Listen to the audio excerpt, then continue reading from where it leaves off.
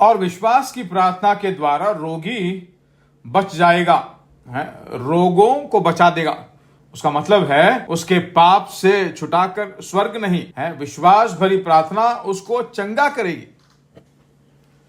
Bible में उद्धार के लिए जो शब्द उपयोग किया गया है वही चंगाई के लिए भी उपयोग किया गया है। जो शब्द उद्धार के लिए उपयोग किया गया है वही शब्द जो है चंगाई के लिए उपयोग किया गया है।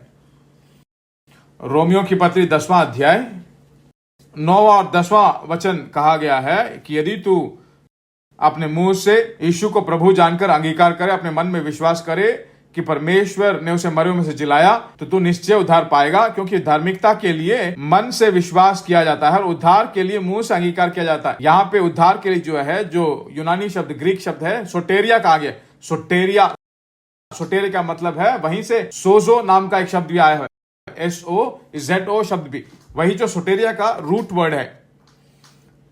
उद्धार के लिए जो है वही धार्मिकता के रूप में बल देता है, वही शब्द है सोटेरिया है, वहीं से सोजो, वही उसका रूट वर्ड है, वहीं से वो शब्द आता है।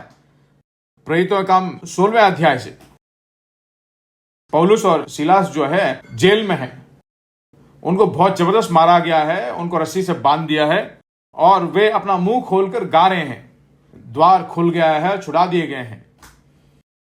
जैसे ही वो छूट गए हैं, क्या उन्होंने उसके लिए प्रार्थना किया? क्या उन्होंने उसके लिए स्तुति की, आराधना की? नहीं। द्वार जेल का खुल जाएगा, यहां से एस्केप होकर बाहर भाग जाएंगे, ऐसा कहकर क्या वो स्तुति करने लगे, आराधना करने लगे? नहीं।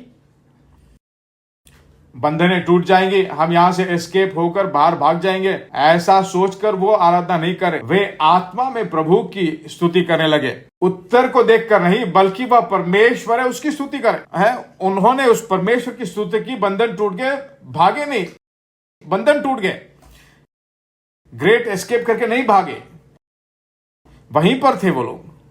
तुरंत जेल का जो अधिकारी था वो आकर अगर कैदी भाग जाए तो उस जेलर को मार देंगे। आज हो तो अच्छा होगा शायद आज होगा तो एक भी नहीं बच पाएगा।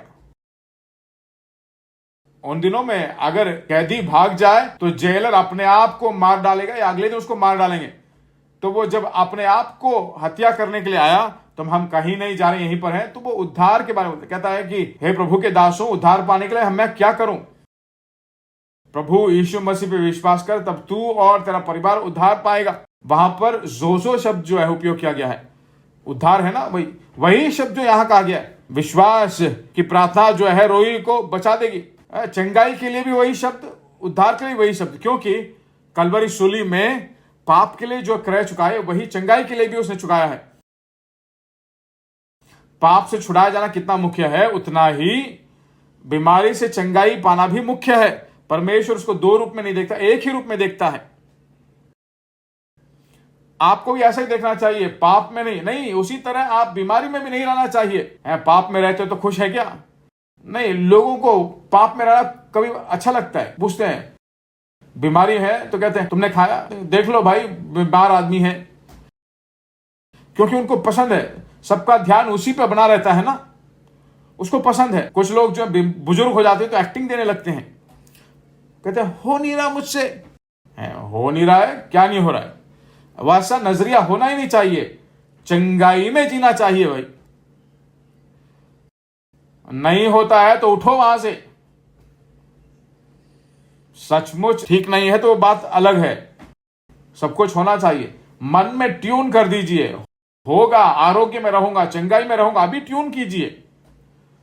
छोटी उम्र से अपने बच्चों को मैं सिखा रहा हूं भाई, मैं छोटी उम्र से कह रहा हूं कि चंगाई जरूरी है, आरोग्य मुख्य है, निर्बलता में नहीं जीना चाहिए, बीमारी में नहीं जीना चाहिए। छोटी आयु से मैं सिखा रहा हूं, छोटी छोटी बातें हो तो डॉक्टर के पास तुरंत मत जाओ, दवाई मत लो, बोलिए चंगा होना चाहिए, ये हमारा नहीं है। छोटी उम्र से ट्यून करते रहिए, यही आदत पड़ जाए तो कल जो है बीमारियों में बिना आरोग्य के हो तो ऐसा ही जीना पसंद कर देंगे। थोड़ा सा छींक मारे, छींक रहा ले जाओ डॉक्टर के पास। ऐसा सभी चीजों के लिए डॉक्टर नहीं, सभी चीजों के लिए वचन, इस ज्ञान को बढ़ाइए।